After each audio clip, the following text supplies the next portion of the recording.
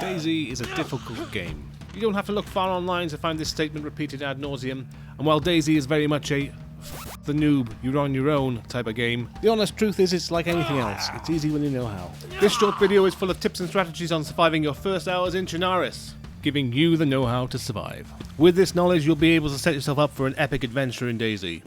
The first thing to do when you spawn in is be sure to make a mental note of which way you are facing. Freshies always spawn facing north, which means a coastline on your right probably means you're east, and mountains in front of you probably means you're south. You'll typically spawn in with some basic gear like this, and you should probably eat the food item right away. These are your health and status icons: hydration, hunger, temperature, blood, and health. With these three stats being the ones you should focus on affecting early game. In other words, keep yourself warm, dry, fed and watered. The first thing I would recommend is to head towards civilization. Residential housing is a great place to start for clothing and food. Clothing installation rating is rated from bad to best, and you should be looking for the best insulated clothes possible. It is also useful to choose muted colours in clothing to make you less visible. These vendor cabins are also excellent spots to look for food and clothing. Like manna from heaven, these trees can be a godsend early game. You can eat as much raw and dried fruit as you like. It is more than possible to eat rotten food safely, but always refer to this divine wisdom. If you find tinned food, you will need a sharp implement to open the tin. Walkers, Zeds, zombies, infected, or my personal favourite, Zomble. Call them what you will, you'll have to learn to deal with them. Try and use a sharp melee where possible, with my favourite way of dealing with one Zed being the multiple power shot to the head technique. If you do get caught by one charging, you need to raise your fists and walk backwards to block. Finding a sharp melee early game is not only important for downing these Zeds, but it will also help you gather and manage your resources. If you feel like you've searched high and low for something sharp and can't find one, and you find a small stone, it's possible to make one by grinding it on this large rock. If you find yourself with bones, more than one in your inventory at any point will allow you to craft a bone knife. Although you will have to endure what some might consider an unpleasant bone scraping sound. But if you can get through that, you will have yourself a nice bone knife. You can use your knife to open any tinned food you may have. No matter how careful you are, eventually you will take some hits. This squelchy tearing sound and this icon means you're cut. You will lose blood at a steady rate proportional to the amount of cuts you have, and you will need to bind the wounds, typically with a bandage or a rag. You can break down clothing into rags in a pinch, but you will need to sterilize them with one of these items. Bandaging with unsterile rags is more or less the only way to get the most deadly disease in DayZ, so just don't do it. Cooked meat is one of the best food sources in DayZ. You usually find a chicken wandering around spawn towns. Use your knife to skin and quarter the chicken, ideally with gloves on. Performing this procedure with gloves on protects your hands from the raw chicken blood, which would otherwise contaminate your hands. Cutting up a chicken will leave you with chicken steaks, bones and feathers, all of which can come in useful.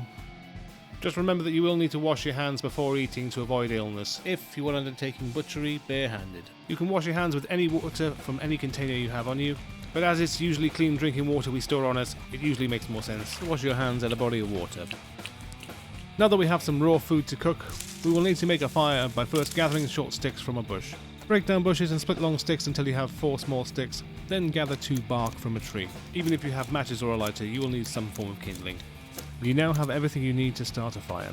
The fireplaces of residential houses are convenient. Here I'm combining 1 short stick and 1 bark to make a hand drill kit that you can use to ignite the fire. And using the remaining short sticks as fuel, and the remaining bark as kindling. You can now light the fire with a hand drill kit. But be warned, if you light the fire in a house, you will be exposed via the chimney stack to the rest of the town and anybody else in it. Some top DayZ cooking tips. Cooked food is generally better overall from a nutritional value point of view than dried, with dried lasting longer before spoiling. With that in mind, in early game DayZ, you're likely to want to cook your food as opposed to dry it. When using these large fireplaces, you should fill the cooking slots first, but if you're cooking a large batch at once, you should also add food to the smoking slots. Doing this while cooking your first batch raises the temperature, reducing overall cooking time. If you don't fancy cooking in a house in a city or town where everyone can see you, it is easy enough, if a bit slower, to go cooking off-grid. You can sharpen a long stick and use it as a cooking spear. Create a freestanding fire with wooden kindling. You can use the paper wrapping of an ammo box, or you can also use bandages and rags as kindling. You can also use alternative means of igniting the fire if you've found matches or a lighter. Once the fire is lit and with the steak on the spear, we'll now give you the option to roast the food. If you spend a few minutes cooking by a fire, you will also get this plus symbol. This is useful for helping you shake off and resist diseases, and also grants you temporary immunity from cold. Another meta immunity tactic that will help you survive the pathogens in DayZ is to keep yourself well hydrated at all times. The combination of near full hydration and white hunger is generally thought to be the best overall balance between achievability and efficacy. You can drink with your bare hands at a well, but the procedure is significantly sped up if you have a bottle or canteen. Filling the bottle takes no time at all, and you ingest the water at a quicker rate when drinking from the bowl. Experienced players at a well with a plastic bottle will fill it, drink it, and then refill it. If you find a bottle or canteen around Chernarus, pre-filled or partially filled with water, I would advise extreme caution in drinking this water. Unless of course you find chlorine tablets like these, and then you can make any mystery liquid drinkable. Hey man. Hello? You can't make a guide to surviving in DayZ without mentioning the importance of communication.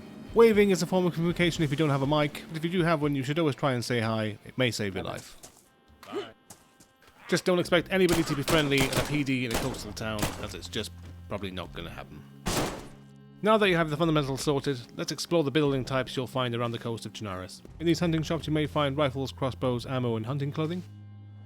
These vending huts are worth searching early game for food and clothing.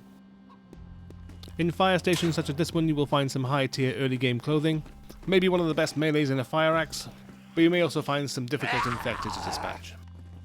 Here I make the mistake of not considering the position of my weapon, resulting in it ruining mid-combat.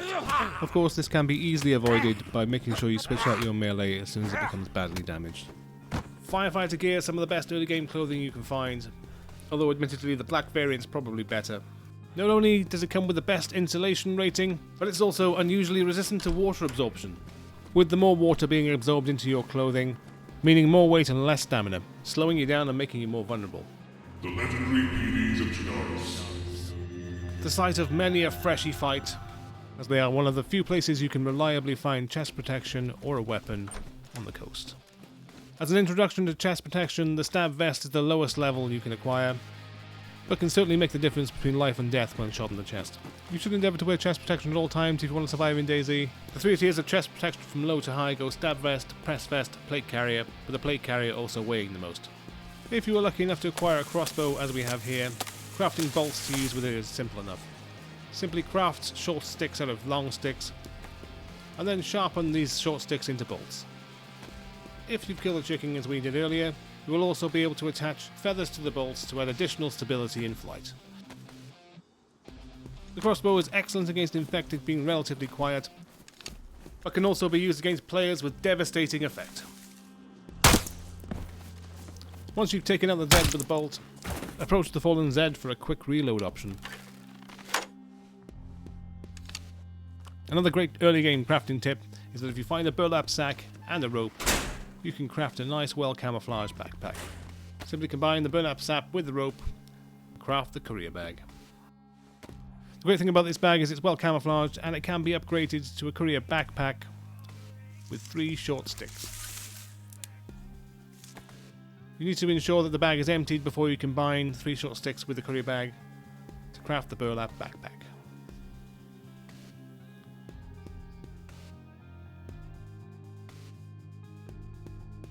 And where you head out from here will probably depend on where you spawn. Familiarising yourself with the different spawn points around the coast of Chernarus would be my next top tip. For example, the most northeastern town of Svet has this dock rail church combo.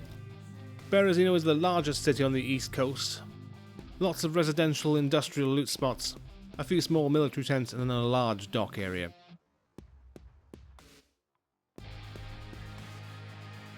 This town I can't pronounce on the southeast coast is very distinctive for these small rail bridges. Moving further south we come to the town of Solnichny. This is the only spawn town where you'll see this arrangement of industrial quarry and barrack.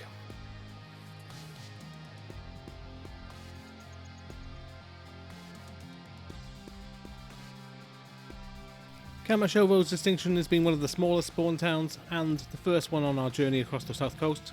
If you spawn here and don't find much, you could head across to the nearby Skalisty Island, but you could also head across a little more west to a larger city named Electro. This large coastal city offers plenty of opportunities for looting, one of the distinctive points being this church on the hill.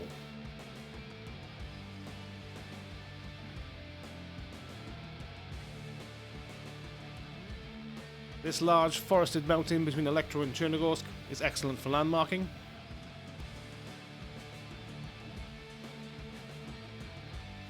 In the hills above the largest coastal city of Chernarus, there are 3 clusters of apartment buildings. Apartment buildings in this density on a hill appears nowhere else on the map. If you spawn in and see apartments on the hill, you know where you are. The plane damaged building and Ferris wheel are also unique from a coastal point of view to Chernarus. Anecdotally, the rarest spawn, Balota, being distinctive mainly for being right next door to Balota Airfield. Once you've identified your position on the map, as a general rule, for action and adventure, you want to be heading north. As you can see from this loot tier overlay, people tend to gravitate towards the northwest for the good loot. As you're likely to be useless at navigating when you first start out, a simple method to get you started is to follow the rails. For example, if you follow the rails west along the south coast, you'll pass a number of interesting POIs you may want to stop off on, but you also may find one of these.